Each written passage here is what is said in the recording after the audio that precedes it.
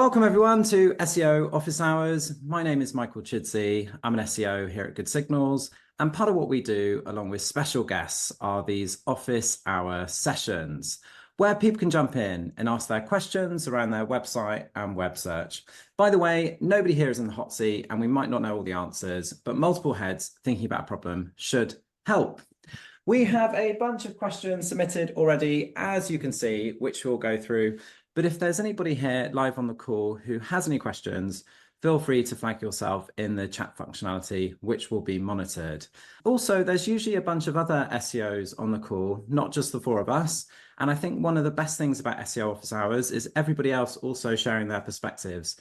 So feel free to continue to do that. I think that's awesome. So thank you for that. Like every week, with me today is Juliana Turnbull, also known as SEO Joe Blogs. Good morning. Good morning. Hello, everyone, and welcome to our first episode of SEO Office Hours. Our first episode was November the 3rd last year, so we're coming up to soon a one-year anniversary.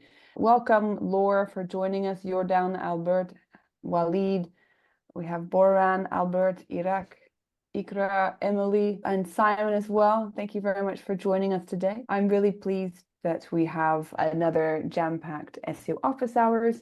Today we have Emina and Helene as our special guests. Welcome to SEO Office Hours. Welcome, everybody. It's so cool to be here. I've been like fan grouping around this podcast for a while now, so I'm like super psyched. Oh, thank you very much for coming on the show. Both Emina and Helene are active members of the Women in Tech SEO community, so big shout out to them for spreading the word about this. I posted in the group chat and we had a lot of interaction. And really pleased to have Emina here on the show with us. Emina is the head of digital marketing at Vixen Digital, which is a PPC, SEO and email marketing and a social media agency, and they are in Brighton. And Emina will be at Brighton SEO as well. And at Vixen Digital, she leads the dynamic multi-channel agency team and collaborates with clients that are from small business to large companies. And she also co-hosts a great show called SEO is Getting Coffee with Sean Carroll from Vixen Digital. So that's a really great show. Check it out. I'll share the link as well in the chat. And outside of that as well, Emma's also been on other podcasts like Search with Candor. She's also been featured in Moz, Women Tech SEO articles. And outside of that, she's a mom, she's a reader, and she, of course, enjoys staying fit and fishing. Interesting. Fishing. Yeah, I even have medals. I have medals in fishing. Wow. Oh, that is a fun fact. And actually, you guys, Vixen Digital, are organizing the Semantics event. It's a digital marketing meetup. But maybe you could share that in the link as well, so people, if they are in the area, they could come to your next event. Yeah, please do come. Where is the event? What is it? It's in Brighton. It's on the 17th of October, so after Brighton SEO. And it's seriously, we've been really missing smaller in the pub meetups, the way that Brighton SEO started, really. So we revived it a little bit, and you have a couple of talks, and then it's all about just having a chat, talking about digital marketing, having some free food, some free drinks. So it's been going really well. This is our third one. Yeah. So it's really good. We enjoy it anyway. Yeah, I'm guessing the hotels are a little bit cheaper that night if you're not in Brighton than it is on the weekend of Brighton SEO or the few days of Brighton SEO. Yeah, exactly. We did it last time. I think we did it very close to Brighton SEO, like piggybacked a bit on Brighton SEO just to test it. Unfortunately, everybody is doing that. So it's really difficult these days to choose. I have 3 events that I'm planning to go to at the same time. I don't know how I'm going to do it. So yeah, we decided not to do it this year. Yeah, I've shared this link in the chat. Simon's already said which pub I think we're interested in coming. And very welcome to SEO Office Hours. We have Helene. Helene is the SEO specialist at a search marketing agency called Flow Agency, also before was called Flow SEO. And she actually studied anthropology before at undergrad and a master's, but now she works in SEO.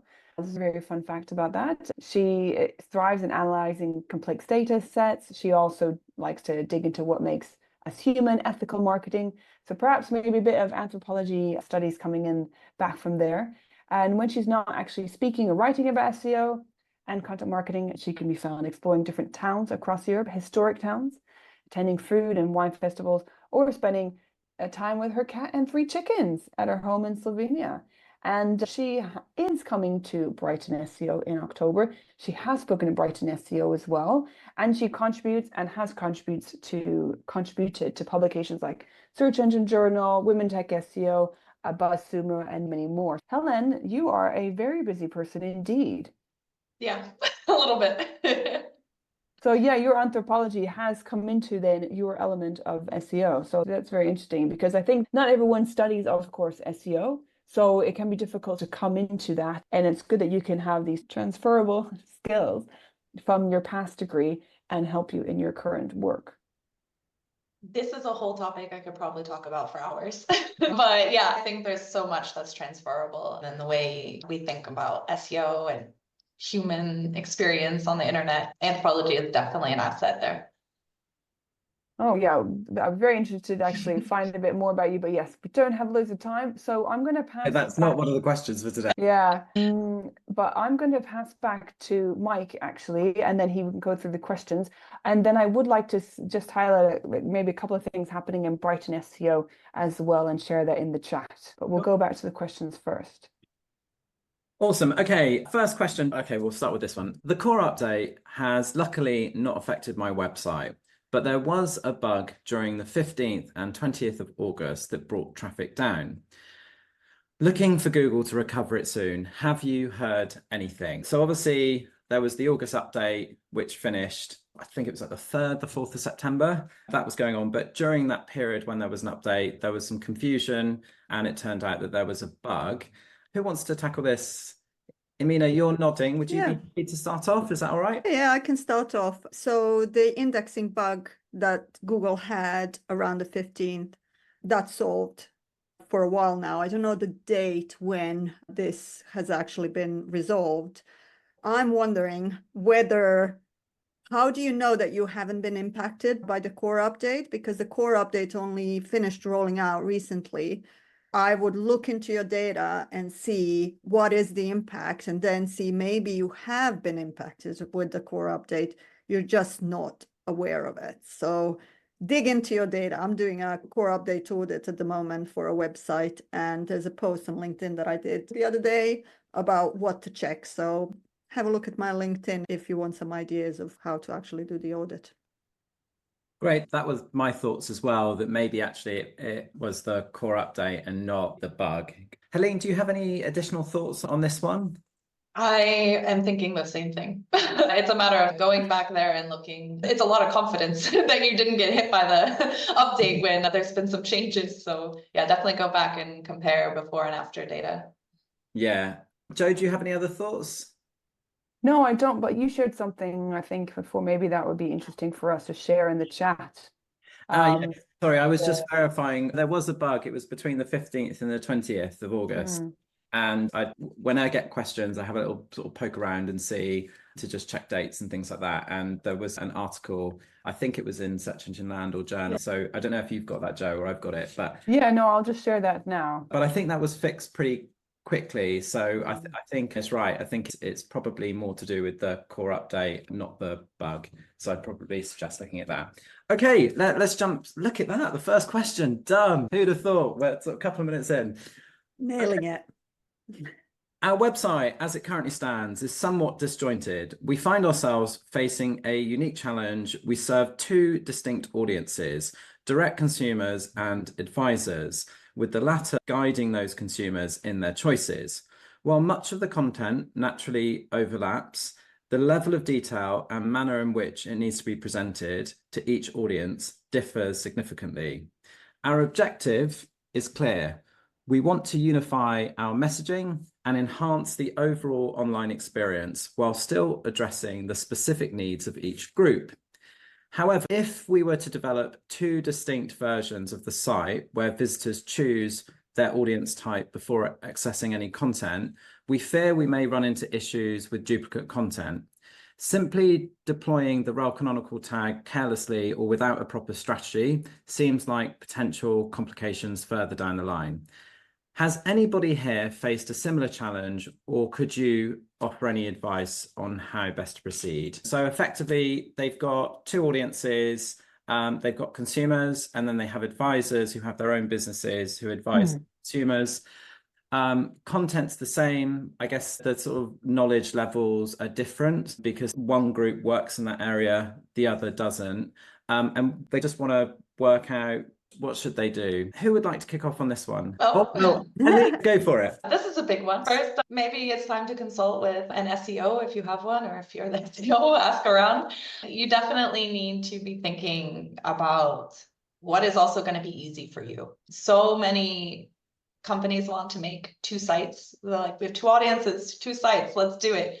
That's double the work. Then you don't have double the time. So being reasonable about this, and if you have the resources, okay. But I think that just trying to be very mindful, keeping this all on one site and finding a way to serve it to the right people at the right time is going to have a much higher impact than trying to figure out having 2 almost identical sites. Like, that is just a recipe for disaster and stress. Like, even the thought of that stresses me out. And it is a challenge. Like, it sincerely is. I've worked with so many clients in the space where they have 2 different audiences, but the content is very similar. And there's not a one fix, but definitely it's taking a step back and realizing, what is your site for?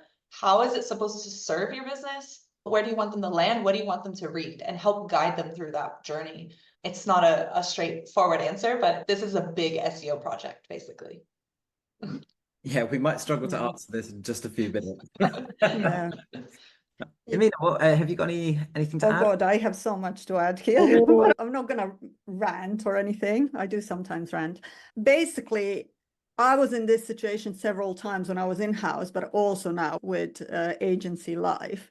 And one example is I worked for a procurement consultancy that catered to both suppliers and vendors, so government organizations and suppliers, which obviously have very different needs, but it's the same service basically that we were selling. Now, with this question, you're in this position where the service is also different, which is even more on top of that. There's a complexity of that. But the good thing is that it is connected. It sounds like their journeys and their needs are connected, but they're not the same. In terms of a new website, I would say, does your website currently hold any authority? And by that, I don't mean like the EA and authority score or anything like that. I'm talking about, does it have links? How long has it been up and all of that stuff? If it does, you don't want to dilute that. You don't want to dilute the brand. You want to stick to one side, but then go back to the drawing board and do user journeys for both of those audiences and see how are they going to go through your website? Where are they going to go? What is the best kind of experience for each one, and where do they overlap? And then on top of that, you can do your content strategy and things like that. So I think it's a bigger project. I always go and talk about customer journeys and user journeys on the website. And I think a lot starts from there, particularly if you have more than one audience that you're trying to reach. So don't dilute your brand if you don't have to. Some very good tips there, Emina. I wanted to give an input from Simon. Thanks for your comment. He said this is a common problem with manufacturers who sell to wholesale and retail. 2 sites or subdomains is a great idea to target each market and a great opportunity to cross-link. Some good insight there. I think both Helene and Emina shared quite a lot. I don't think I have anything else to add apart from perhaps you can also get some feedback from some of your customers. It's not necessarily SEO, but it's good to find out, what does your B2B client, what are they looking for? And what are more of the B2C? I think it's B2B and B2C. Just trying to go back to the question. Direct consumers and advisors. It looks like it's B2C, the first one, and potentially, B2B. So you can always ask them, get some feedback in, and then based on that data, then you can make a decision. Over to you, Mike. Yeah, I'm a bit confused on this one. I was trying to think of the different types of organizations that might require this. So obviously Simon said about wholesalers and retailers. I was thinking maybe like mortgages, where you might have a bank that deals with mortgage brokers and then consumers or like pensions or something like that.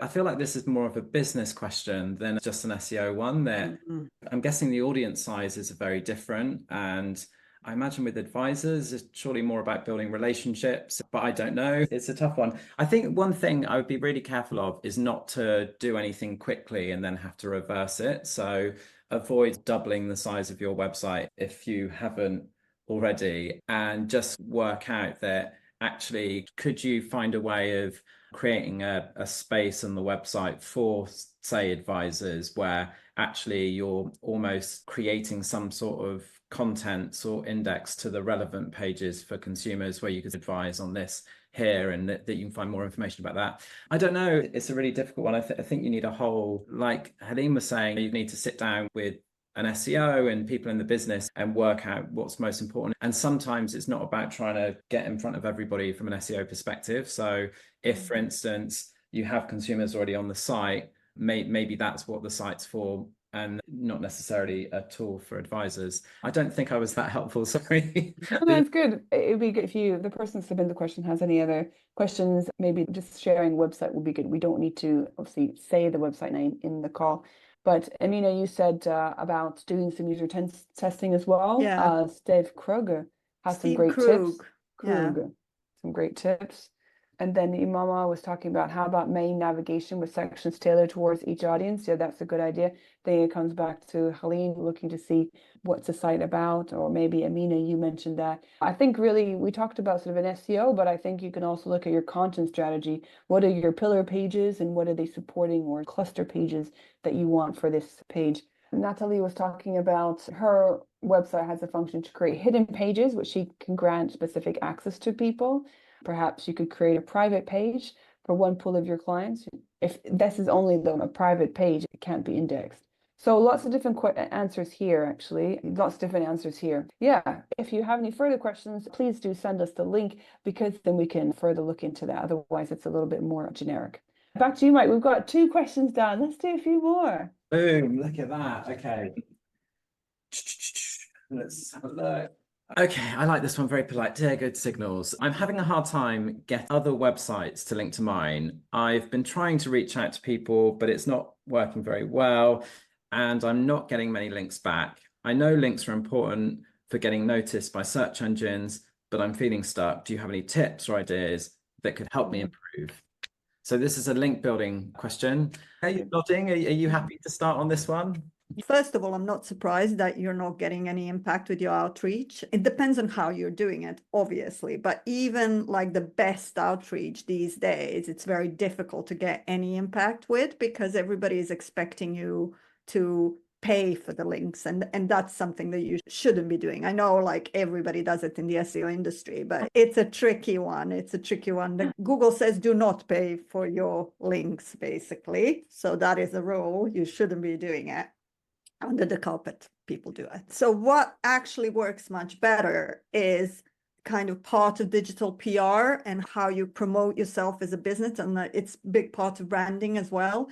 One of the things that you should definitely be doing is looking at things like guest posting, for example. As an example, we as an agency, the stuff that I've been working with when it comes to women in technical SEO or Moz or Screaming Frog or Sitebulb, these are all pages that have high authority in the SEO space, and I've been writing for them. And by writing for them, I gotten a link for my agency. So it's thinking about what your expertise is and then sharing that expertise and helping people. Obviously, I was happy to get a link. That's not the primary thing that I was doing it for, but it was part of my strategy to get a link for my agency. Let's face it, everybody loves a good link. So that's one. The other one that we found works really well is Hero, which is tough, but it does work.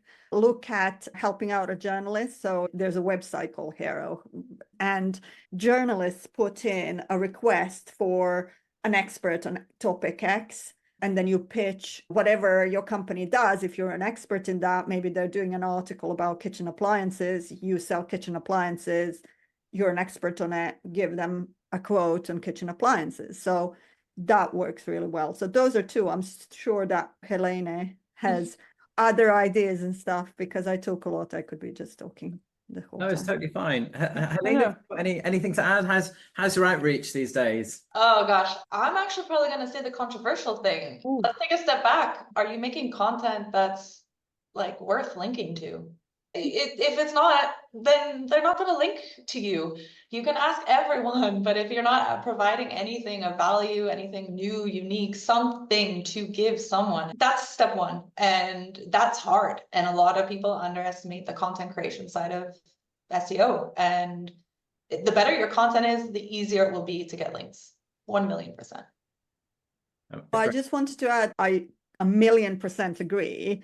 I come from a journalism background, and if it's not a story, don't send it to me. Yeah. There's no point. Like, seriously, who cares that you have this press release that nobody's going to read? It's not a story. So you have to provide something of value. Yeah. And one of the really good thing about that is that then you don't need to do outreach, because you've done something so valuable that it just gets you organic links. So that's the holy grail. You should always aim for the organic links first, and then do guest posting, hero, all of these other things that might help you. So I agree with you completely.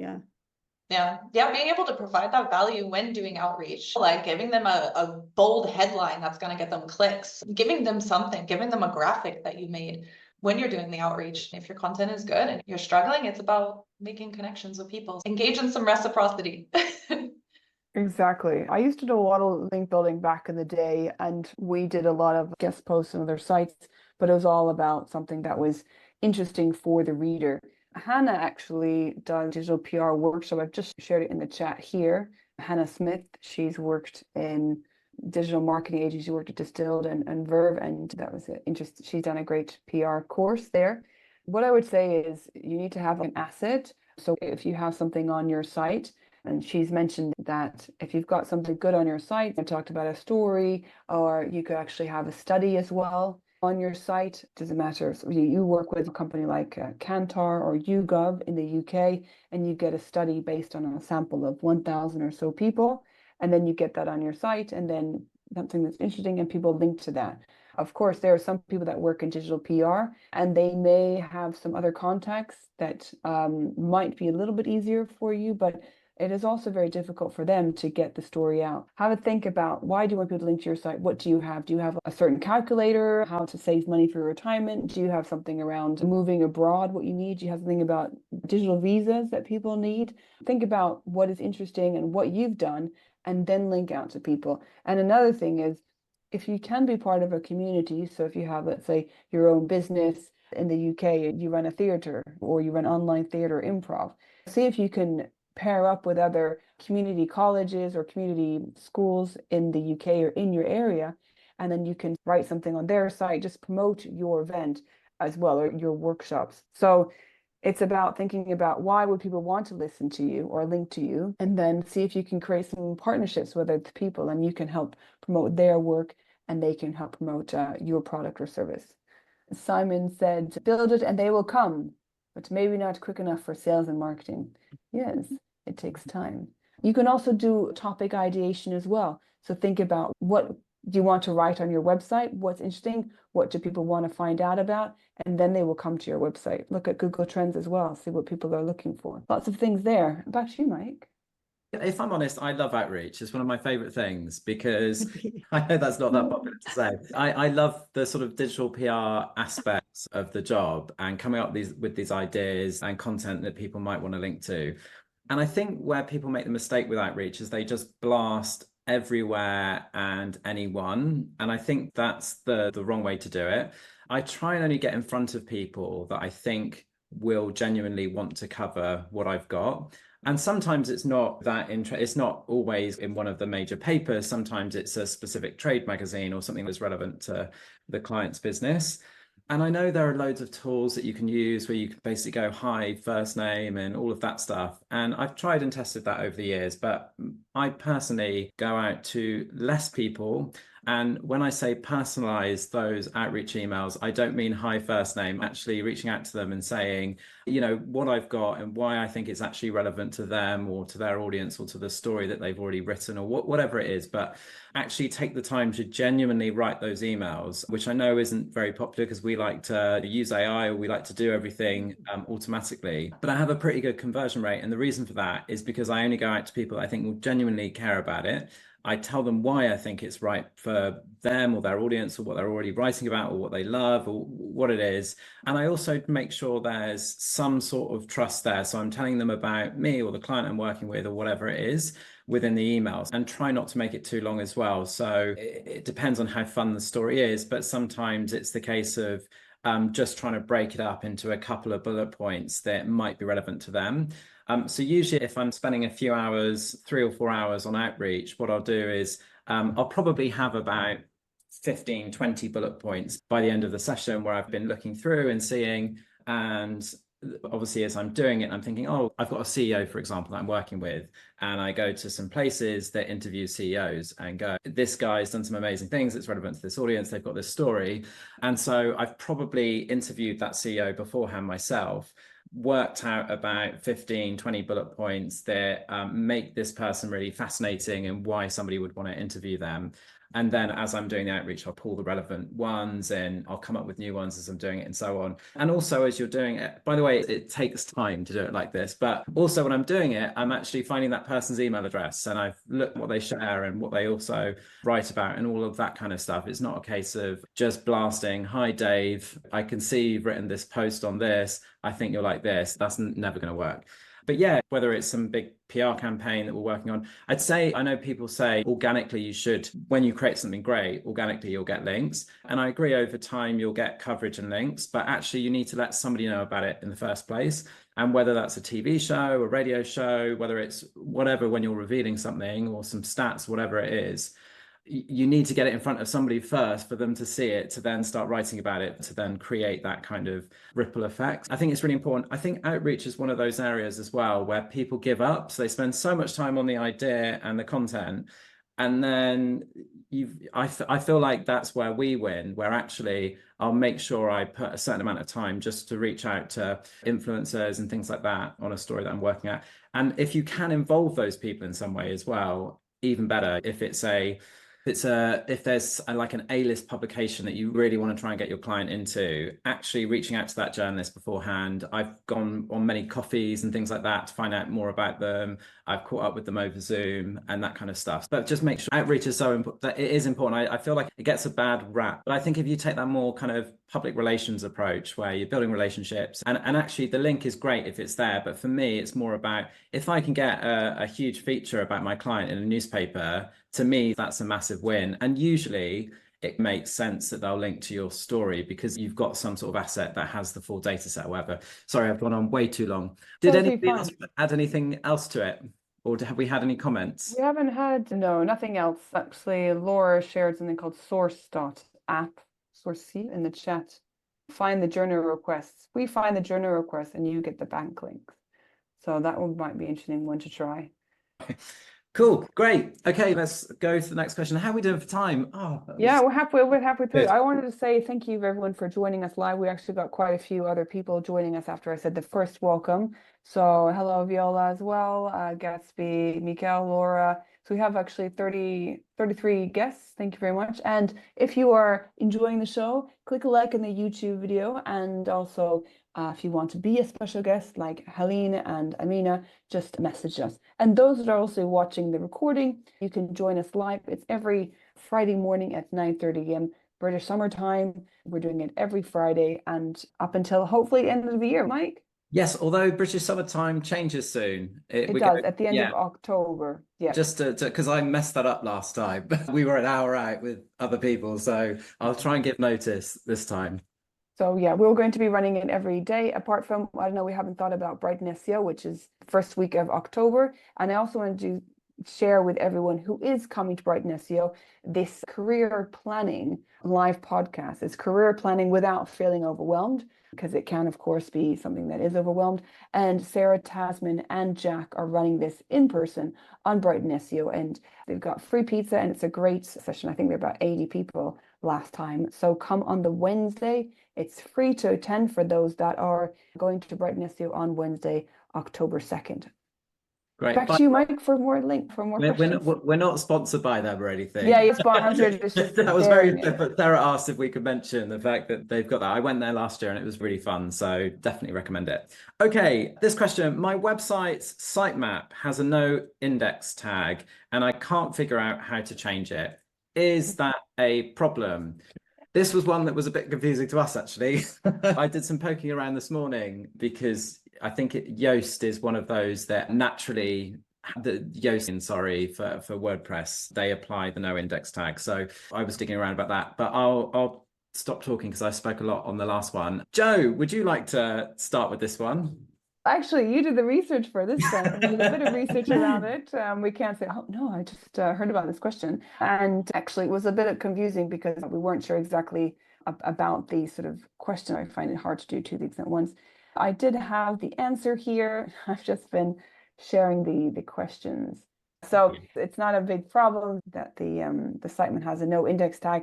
It's more you want to actually find the links. If the links are available in that sitemap, then that shouldn't be a problem. And yes, we've already said definitely not a problem at all. Thank you very much. And Simon's also said not a problem, but really should be in the sitemap.xml file if it is no index. And Mike, thanks for sharing those two links, one from Reddit and one from Yoast. No, don't worry about it. Chill. Emina, you want to say something? Go for it. I wanted to say, don't worry about it if you're actually because this is what confused me. Are we talking about the sitemap, the file of the sitemap with all of the links with the pages, in which case it doesn't matter because you don't want that indexed in the first place. Why would you? But what matters is if the pages within your sitemap are set to no index using the robots meta.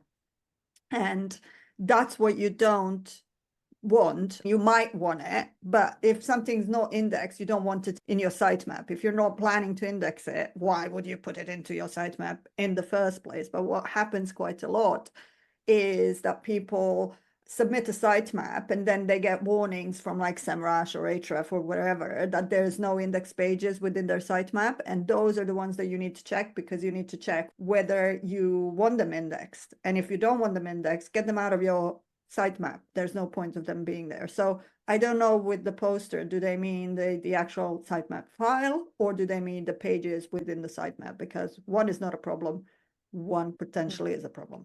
Yeah, I think when we spoke about this yesterday, because we always have a mini prep call, we don't answer any of the questions, but we basically just run through the submitted ones. And I think we all took different things away from the question, didn't we? We did have a question a while ago around having the URLs that no longer exist in the sitemap and stuff like that, which, yeah, you don't want that. That's a no.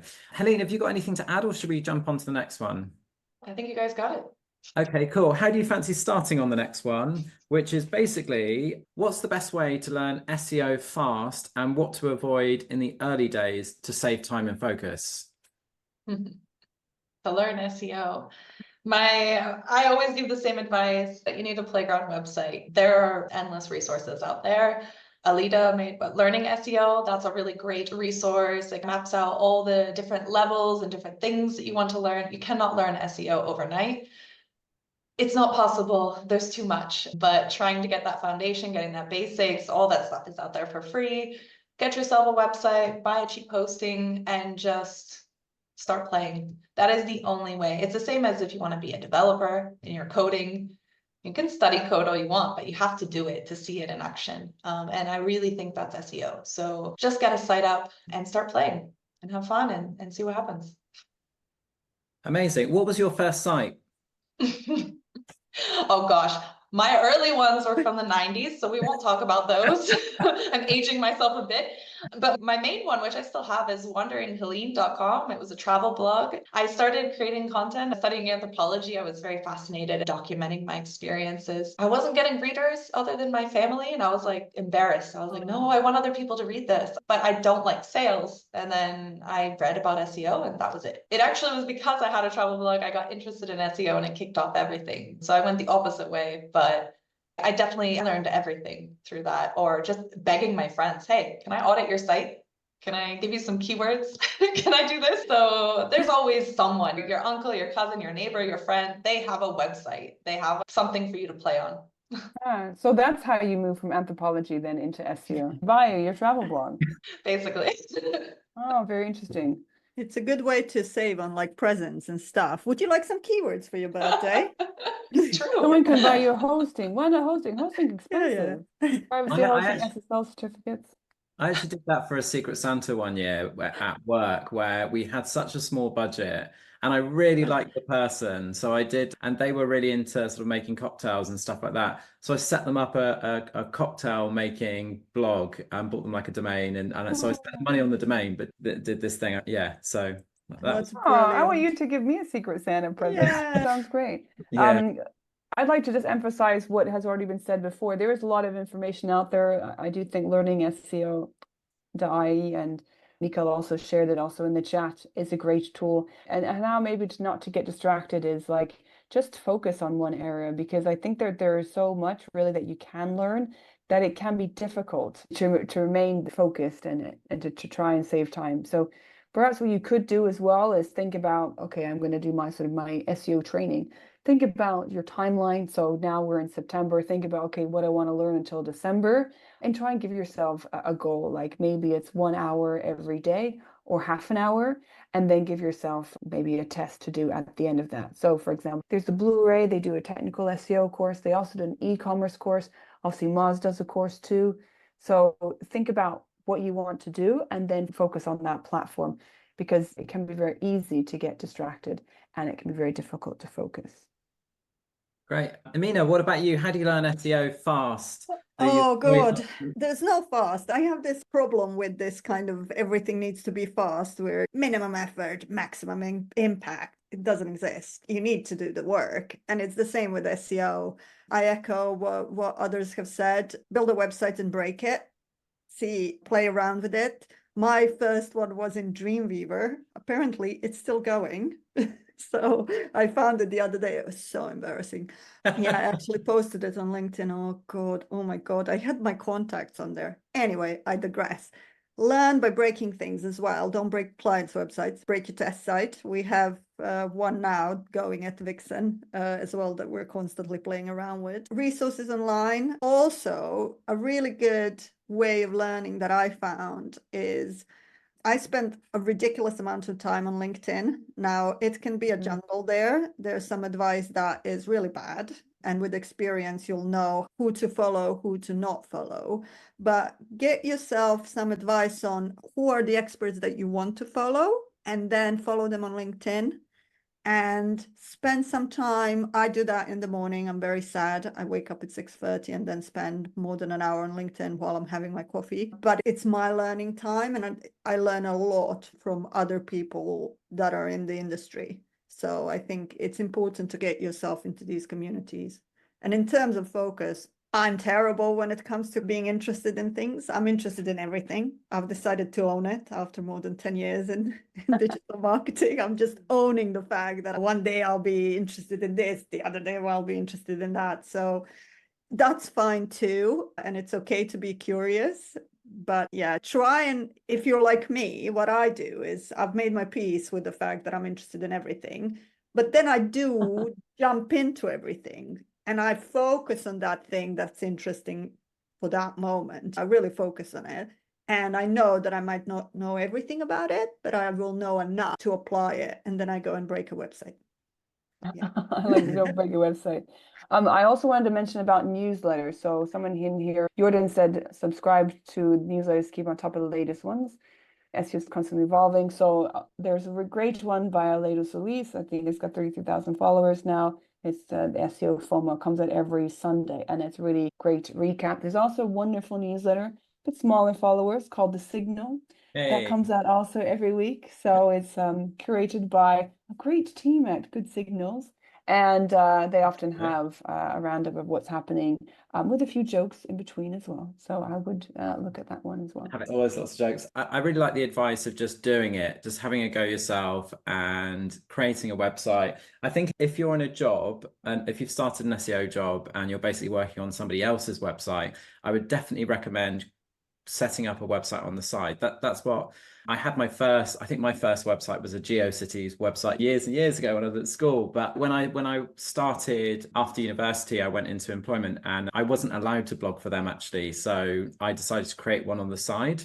And that's probably one of the best things I ever did because I learned how to set up a website, how to get people to it, how to create content that people cared about. It was hacked. I learned how to fix that. I learned how to put Google Analytics on it, how to set up Google, and all of those things when you have something when you start something from scratch, how to set up a domain, how to host it, all of those things, and all the problems that come with it because you start going into rabbit holes, learning about the different aspects from content to links to all of those things to the CMS, which one to choose and how that all works. And I would say definitely do that on your own website, not on somebody else's, because actually you can do risky things as well with your own site. You'll change the structure. You might want to rebrand. You might go down a certain alley. You might decide to try and sell a product on there and all of those things that you learn. And actually my first proper website I then sold. So you could also have something, you turn something into an asset that you can make some money from, which is cool. But I would say that's probably at the 11 years I was at my last job, that was that thing that I did on the side, I learned way more from, and that made me so much better at the job I had at the time. And I think that's probably the fastest way to learn. Obviously, there's lots of amazing content online. I think the thing with the content is I don't think you really know or understand it until you're having those problems. Somebody writing about your website being hacked is a little bit meaningless until you're in that moment and you just need to read that stuff and so on, or how to set up analytics and so on. Yeah, I think that would be my advice as well. Just learn by doing. Great. Any more, Joe? Should we go to the next question? Let's go. We under 10 minutes left. Simon shared SEO for Dummies, so thank you for that. I shared the Good Signals newsletter and the SEO FOMO one in the chat. Oh, thanks. And also said this is a very good point. You can also have a mentor to guide you through some of the processes. For him, established communities are the best ways to get a good mentor. So the FCDC, shout out to them, and Women Tech SEO as well. But don't sometimes think that you're on your own. Yeah, maybe you're on your own in the actual office or your house, but reach out to other people and see maybe that if you can get a mentor or be part of other communities. And if you are part of other communities, I learn a lot as well through the different Slack channels, what people are sharing. People have a lot of questions. I learn from them as well. Sorry, something to add as well. If you can't afford a mentor, or if they're not willing to do it for free, one thing that I used to do was really obsess over a couple of other websites that I still do it now actually with lots more, but at the time I would pick 2 or 3 that I really liked that weren't necessarily in my industry, but that were just growing and I liked their brands and so on. And I would just get under the hood with the SEO tools that are available and try and work out why they're growing. And I learned about the format and would read interviews from the people behind the websites. And I found that was quite a good way of learning quickly. Next question is a bounce rate. What is bounce rate? Is it when a user does an action on a website and then leaves the website without navigating to another page? Or is it when a user lands on a website and doesn't do an action and leaves on the page? Anybody want to answer that? What is bounce rate? No? Joe? I'm actually going to go find the actual definition, because a lot of people say things like, oh, we need to reduce, and we had a set goal for that. So let me share this in the chat. And people end up having then to like, oh, we need to reduce our bounce rate because it's really bad. If you have someone that's come to your site and they're not buying anything and you don't have a sort of a call to action, then it's not necessarily bad. But let me just, I'm getting something from Hotjar because I like to get facts for what is the bounce rate here. So they are saying that it's your site's bounce rate helps to pinpoint apparently where to focus your digital and marketing efforts. Bounce rate basically is when a visitor lands on a certain page and leaves soon after without any interaction, like clicking on a call to action or navigating to another page. So for example, for a blog post, maybe they're reading it and there isn't a call to action on that page. So they've actually read it and they've left. So if that's what you wanted them to do, that's fine. But you need to actually think about what are the pages where you want that interaction. We've already got information here in the chat from a couple of people as well, saying that Simon says, I like to call it the Tigger rate. That's a good one, Tigger. Oh, I love Tigger. Chris is saying it doesn't do an action. Sometimes if it doesn't load, the page doesn't load, I try and focus more on the engagement rate rather than bounce rate. And can I just say now the GA4, people are looking more at engagement rate. How long are people on the site for? So as I said about the blog post, if people are reading it, that's good. They're on the site longer. Jay is talking about define how you want it. If you're tracking it, it just measures the same thing over time. No, sorry, define it however you want. If you're tracking it, just measure the same thing over time. Because yes, there's different people that are coming in your company and talking about bounce rate. So actually, I saw Emina actually wanted to jump in here. So there's a few quick messages in the chat everyone can read. So over to you, Emina. Yeah, I just put a link in. So GA4, when it came out, everybody was panicking. Oh my God, where's the bounce rate? Because everybody had these really weird KPIs around bounce rate. It reminds me of having a KPI around domain authority or authority score, whatever you call it. I echo what Joe has said. Even back in the UA days, having a high bounce rate didn't really tell you much. And with GA4, I think one of the things is how they calculate it. It's not really bounce rate as we understood it before, but it's like the inverse of engagement rate. So those who are not engaging are actually practically bouncing now in GA4. I would be careful around understanding how GA4 actually measures engagement. Go on to the GA4 documentation and have a look at how that's measured, because there are some kind of little niggly things in there. So for example, while GA4 looks at scroll, it will only register it if you're like very far down the page, which is why it's always best to use your Google Tag Manager and set that as a tag rather than using the measurements that GA4 does. Otherwise, you're like missing out on a lot of data. So with anything, understand, depending on the tool, how the thing is measured, and then decide whether you want to track it or not. And first of all, do your measurement plan and measurement strategy. You need to go back and decide, okay, this is the objective. What are the KPIs that are connected to this objective? What are we using to measure it? And how does that thing that we're using to measure it, does it actually fit it? How do they measure it? Or should we be using something else? Great. We haven't got long left. Helene, do you have anything to add to that? No? No, I think, yeah, let's use engagement rate. That's a more positive spin on stuff. Let's forget about the bounce rate. Do you know what? I never really understood bounce rate, because unless you're selling advertising, I used to think, well, what's the point in trying to keep somebody on your website who doesn't want to be there? Exactly. Let's try and reduce bounce rate. They obviously don't want us. Okay, we're going to finish with the final question, which is a regular question. And it's, what are you most excited about in terms of SEO? We've only got a couple of minutes. So, Helene, what are you most excited about in terms of SEO at the moment? I am very excited that it feels like everyone is going back to content, and instead of just scaling out content with AI, I'm having a lot more deeper discussions with people about creating higher quality content, putting in more resources, creating assets to go with that content. And it's a big shift, and I'm really excited for it. Amazing. Emina, what are you most excited about in terms of SEO? So Brighton SEO, obviously, Hey, Brighton sure. SEO, and then also this amazing push towards community building that's been happening. I think Arij, the stuff that she does with women in technical SEO, she's paving the way. So I'm looking forward to this industry being a little bit more collaborative and going back to what it used to be when I was a baby SEO. So yeah, that's what I'm looking forward to. Amazing. Joe, what about you? What are you most excited about? Events. So yeah, Brighton SEO also running a Search Barcelona dinner next week for a small group of us on Tuesday. And of course, International Search Summit, which is taking place in Barcelona in November the 14th. And I've shared a link in there and you can get 10% off.